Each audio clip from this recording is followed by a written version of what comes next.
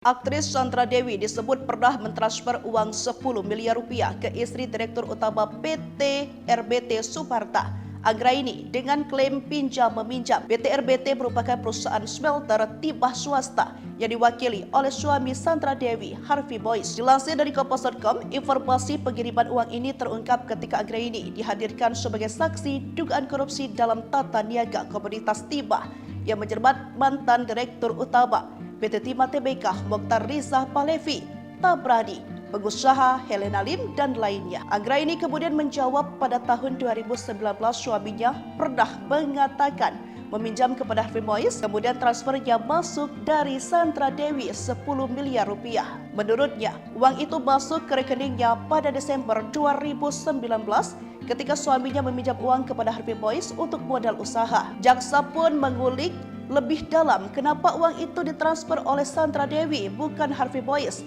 Tetapi Anggraini menjawab tidak tahu. Ia mengaku mengetahui uang dikirim dari Sandra Dewi karena terdapat notifikasi dari rekeningnya bahwa pihak pengirim uang 10 miliar adalah aktris tersebut. Jaksa lantas bertanya, uang yang diterima dari Harvey Boyce dan Sandra Dewi digunakan untuk apa?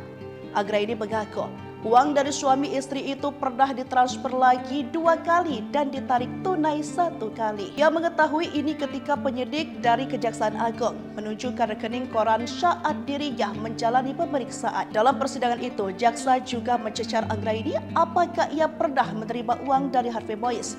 Anggraini kemudian mengatakan dirinya beberapa kali dikirim uang tunai oleh Harvey Boyce untuk ditukar dengan uang baru. Anggraini mengaku lupa karena transfer dilakukan sejak lama. Namun jaksa membacakan catatan yang menyebut transfer dilakukan hingga beberapa kali. Dalam perkara korupsi ini, negara diduga mengalami kerugian keuangan hingga 300 triliun rupiah.